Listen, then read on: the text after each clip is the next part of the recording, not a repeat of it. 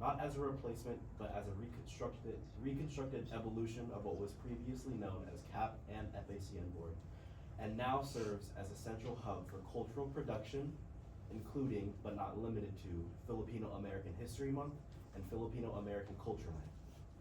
How do you plan to ensure that cultural programming does not become solely performance or event centered, and that the board continues to promote educational, historical, and community-driven engagement throughout the year? Thank you for that question. Starting off as being being part of CAT board and a tradition culture bearer, I thought going into FACN as a co-acting director, I would work hand in hand with CAT board as an FACN board member, but that did not happen. So moving forward with this position, I want to start off making sure that those are working hand in hand. I will do that by helping people understand the storyline that we present in FACN, and of course, given our Filipino Cultural Month. Can you please repeat the question? Do you want the whole question or Just the last part. Okay. Thank you. How do you plan to ensure that cultural programming does not become solely performance or event centered, and that the board continues to promote educational, historical, and community-driven engagement throughout the year?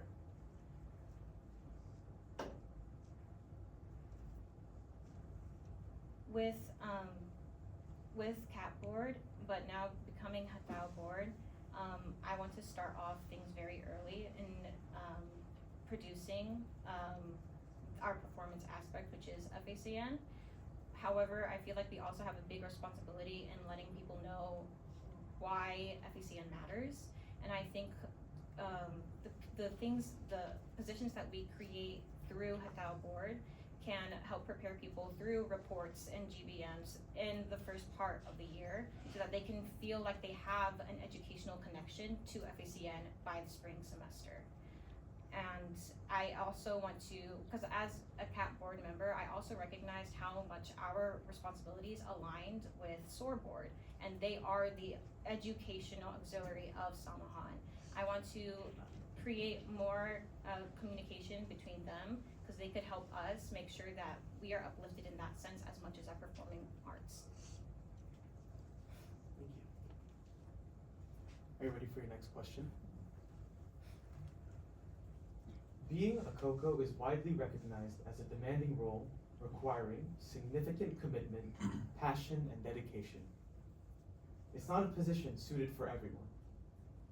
If passion for cultural leadership were a recipe, what would the key ingredients be in your mix, and how did your experiences shape and refine them over time? Can you repeat the last half of that question? Yes. What would the key ingredients be, or if passion, sorry, do you want that question is Yes. half of a half? Yes. Okay, cool. If passion for cultural leadership were a recipe, what would the key ingredients be in your mix, and how did your experiences shape and refine them over time? Being a co as an acting director, I have learned that collaboration and communication is key. That will be a part of my recipe to be successful. The challenge that I faced personally this year is learning how to say no. But since I have learned that this year, I want to implement that in the coming year. I know when to say no, and I know when to prioritize myself, but also the other people who rely on me. Can you please repeat the question again? Yes.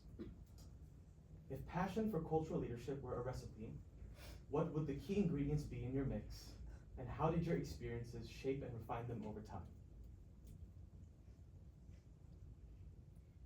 My experiences, I'm not sure what that is referring to specifically, but as I grow into the position, I'm assuming that I am able to adapt, and I'm able to, of course, like I said, grow as it's growing with me. I want to, I want to reiterate again that I want to keep communication open. I will set my boundaries, and you have to communicate what you need, what you demand from me, so I know what I can demand from you. I've always said to people, especially my actors this year, I can't work with you if you won't work with me. and that is what I think will help me push myself forward in leading this position. Thank you. Alright, Cassidy, are you ready for your last question? Yes. With the implementation of a revised constitution and the formation of the Hatao board to streamline responsibilities under a single auxiliary board, how do you plan to maximize its potential in promoting heritage, arts, theater, and writing? I want to, well, first off, growing up in theater, I've always grown up with the sense of needing to collaborate. I hate having to decide things for myself because, one, I'm an indecisive person, but also I think my indecisiveness has led me to be open-minded to what other people have to say for themselves.